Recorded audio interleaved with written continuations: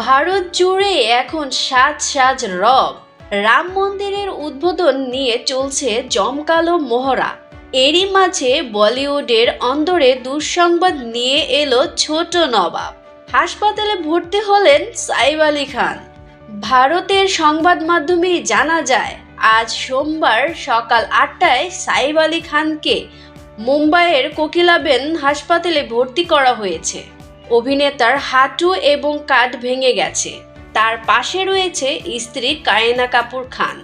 দিন কয়েক আগেই দিব্যি সুস্থ ছিলেন অভিনেতা।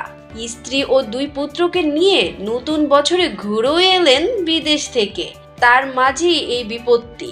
হাঁটুর চোটের কারণে আজ সোমবার দুপুরে অস্ত্রোপচারের কথাও রয়েছে। তবে কী কারণে এই আঘাত, প্রকৃত কারণ এখনও জানা যায়নি। এর আগেও সাইফের হাঁটুতে বেশ কয়েকবার চোট লাগে।